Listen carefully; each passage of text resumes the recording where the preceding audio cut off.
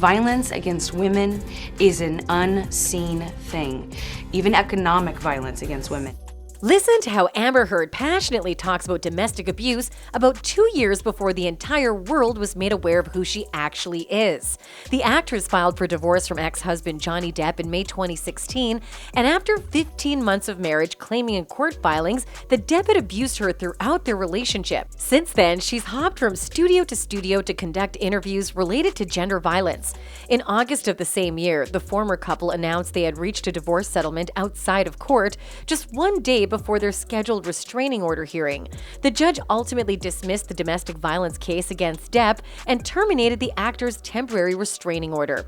But was Amber putting up a show during these interviews, or did she actually feel victimized? Let's find out.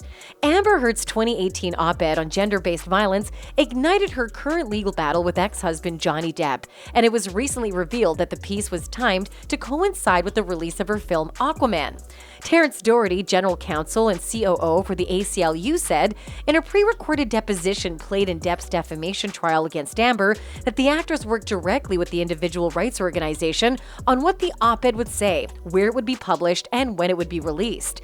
He noted that the mother of one was asked to share her story because she was an ACLU ambassador working on women's rights issues, particularly those surrounding gender-based violence. The group wanted someone with authentic stories to speak publicly on the matter. At the time, Amber was red hot on matters of domestic violence. There were a number of things Amber expressed from her personal story about her having been a survivor of gender-based violence, said Doherty in the video recorded on December 2, 2021. He added that the ACLU communications staffers wrote the first draft of the op-ed, capturing the actress's fire and rage. During the hearing, Amber said she hoped Aquaman would bring attention to her 2018 op-ed about domestic violence. Her ex-husband has accused her of using the op-ed to promote her film career. Depp has repeatedly accused his ex-wife of strategically timing the publication of her 2018 Washington Post op-ed about domestic violence to maximize publicity for her role in the DC movie Aquaman.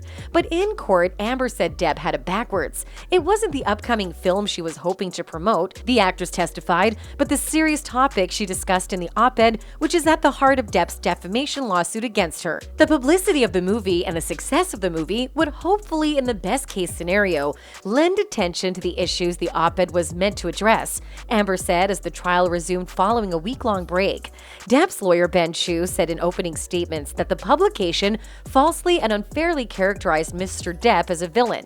Following her acrimonious divorce from Depp, Amber said she had to fight for the role of Mira in Aquaman and Justice League due to massive amounts of online hate aimed at her. That same struggle intensified when it came time for talks about the upcoming 2023 Aquaman sequel, she said. "I had to fight really hard to be in the movie. They didn't want me to stay in the film," Amber said, acknowledging that she ultimately will have a very pared-down version of that role in the next film. Amber described speaking out about the alleged sexual violence that she suffered as the scariest, most intimidating thing in her first interview following her loss in the defamation case. The Aquaman star told Savannah Guthrie in her interview on NBC's Dateline that she was terrified about being cross-examined by her ex-husband's legal team and not being believed about her allegations. "The scariest, most intimidating thing for anybody talking about sexual violence is not being believed, being called a liar, or being humiliated," she said.